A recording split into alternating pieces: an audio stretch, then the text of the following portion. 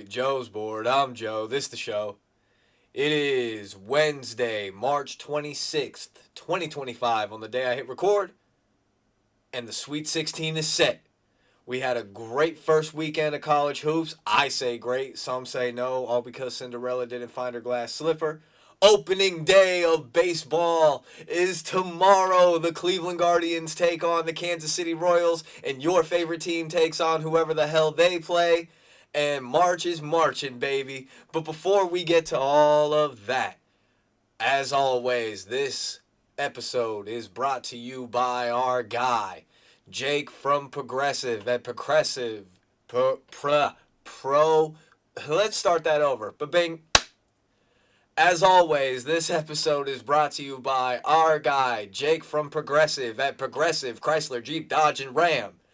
If you're in need of a new vehicle, go see our guy, Jake from Progressive, in Massillon, Ohio, at Progressive Chrysler Jeep Dodge and Ram. Jake will get you in something that's right for you. Boom! Nailed it. Second take.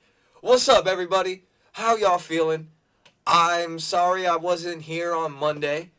I was recovering from being in what I call the spin cycle. And let me explain to you what the spin cycle is. I have 4 television sets set up with every game on for the NCAAM tournament. And your eyes watching these games feel like you're in a fucking spin cycle. And I needed a recovery because I have been doing that from Thursday through Sunday night. Some might call me crazy. Others might call me committed. Very few will call me a certified ball knower. Unfortunately, that's the sound of my bracket being busted because St. John's got beat in the second round of the tournament by the Arkansas Razorbacks and John Calipari. And I figured that this was something that was bound to happen because the Johnnies don't have a jump shot, and R.J. Lewis didn't play his best game. But as has been stated, these guys have been dealing with injuries throughout the year. It's incredible that they went on the run they went on late February, early March to get where they got, even though they lost in the round of 32. They accomplished way more than a lot of people were expecting them to accomplish. Hats off to the Johnnies, man. You played a hell of a season. Don't hang your head. You guys played fantastic. I really enjoyed the basketball that was played. Sunday was spectacular. The Maryland buzzer beater, UConn and Florida neck and neck to the very end. I would say this Sweet 16 that I have with the matchups on, we start with, and I'm going chronologically. You'll be able to follow chronologically. This is when game from the first Sweet 16 game to the last Sweet 16 game on Friday. Starting with BYU versus Alabama, my dark horse Final Four team that didn't make it in the Final Four when I filled out the bracket because I didn't listen to my own analysis, is still in it with their toughest opponent to date in Alabama. This is where I think Alabama can get got, because BYU is the best opponent Alabama will face thus far outside of Auburn and Florida this season. BYU is a tough out. You have to guard them. You have to be able to make sure that those three-point shots have hands in the face, okay? I'm not sure if BYU can run for 40 minutes with Alabama.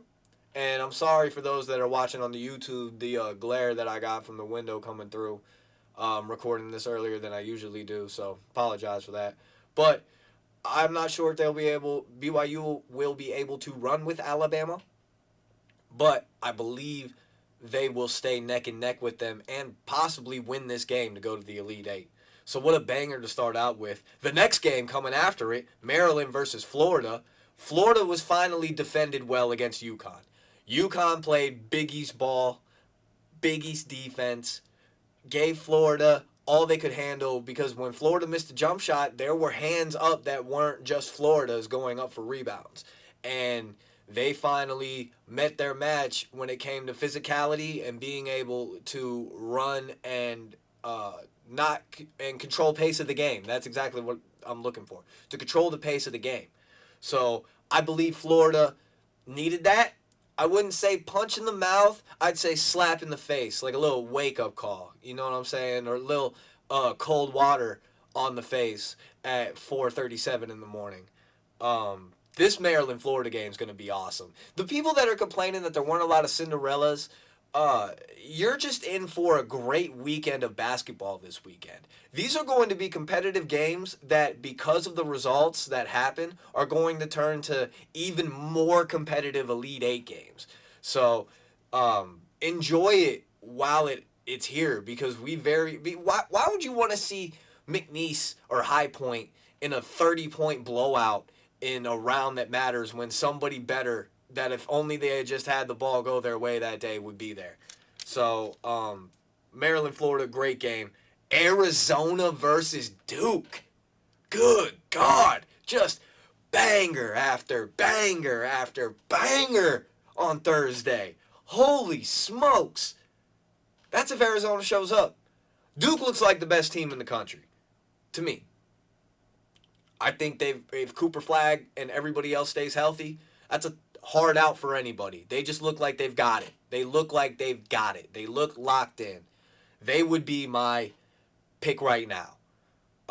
After that, Arkansas versus Texas Tech, which Arkansas could be considered a Cinderella in this scenario here, because yeah, they beat St. John's, and this is a toss-up to where who is going to show up. I really don't have any expectations on this game. I think if Arkansas is able to continue to play as physical as they've been able to play as of late, they could keep this close and win the game.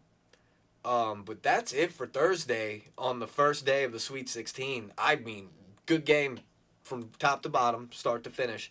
Going into Friday, you have Ole Miss, who I had going to the Final Four when we filled out the bracket last time I seen you, versus Michigan State. That's a banger.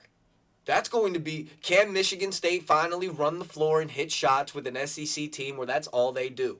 All these SEC teams do is score. I was surprised Bobby Moe kept up with Alabama as long as they did. That was impressive. These SEC teams play fast and shoot and rebound on second chances and kick it out and shoot some more. That's all they do, bro. And this will be the toughest test Michigan State will face all year. And this could be the toughest test Ole Miss has faced all year, because Michigan State plays pretty good defense. They lock you down. They make sure that every shot you take is an annoying one. And I would say very competitive game there. The next one's a classic, SEC, Kentucky versus Tennessee. I didn't see Kentucky making it this far. I thought they would have came out flat at some point. Tennessee seems like they're moonwalking through their region thus far. This is going to be two teams that know each other, two teams that have played each other multiple times already this year. Lock in for another classic SEC matchup where it actually means everything. Michigan versus Auburn, where I don't think a lot of people expected Michigan to be here. I was one of the few that believed in Michigan not getting upset, and actually they were underdogs going into that game, and came out against the Tritons. And who did they play in the next round? Let me grab my... Sorry for those of you that are listening and have to hear me ruffling through the paper. Who did I have them playing the next round? Texas A&M, who they ended up playing, and I couldn't believe they were underdogs in that. So Michigan versus Auburn. Auburn's going to get got at some point. Auburn's going to get got. Auburn is not winning the national championship. If there's one thing you either want to fade or ride with, that I say about this here in the Sweet 16, is that I don't think Auburn can win the national title. Michigan's going to be, if Michigan plays the way Michigan's been playing lately, Michigan's a hard out. There's 2 7-footers that can do everything on that floor. Al Golden's a fucking beast on the boards. I don't know, man. I don't know. Keep your eye out. Michigan might be on the radar. and then Purdue versus Houston. Uh, I've made my thoughts known on how I feel about Purdue, and this might be where their season ends, but anything is possible. It is March.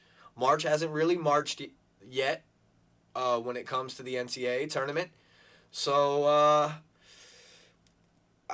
if Trey Kaufman-Wren stays out of foul trouble and Braden Smith and Fletcher Lawyer are on fire from behind the arc, Purdue's a tough out too, man, but Houston can run. Houston's like an SEC team. They run and they score. Can Purdue, from being in the Big Ten, can they do that as well? I would say great slate of basketball coming up. If I had to give my picks real quick, starting from the first game Thursday to the end, I'll take BYU over Alabama. I'll take Florida over Maryland. I'll take Duke over Arizona. Give me Arkansas and Coach Calipari to fucking figure out this March thing and move on over Texas Tech. Give me Ole Miss over Michigan State simply because I picked Ole Miss to go to the Final Four. Give me Tennessee over Kentucky. Give me Michigan over Auburn. And give me Houston over Purdue. If there's one last thing that I've learned from being in the spin cycle all weekend, it's that my favorite commercials are the AT&T commercial where the guy is selling the off-brand merch and the end he's just holding the shirt up going, come on, who wants to go to Duke? That one's been stuck in my head. Lady Gaga's Abracadabra has been stuck in my head. And if you haven't checked out that Levi Jean commercial that's set in a pool hall and Beyonce's in it, I highly suggest giving that a quick YouTube. Check that out. But that's all I got. Opening day, go Guardians. I really don't have any baseball analysis. I'm just happy baseball's back. You're going to have to wait for the Cleveland Browns shit because I need something to talk about once this tournament's over. But I hope y'all enjoy this motherfucking next weekend we got.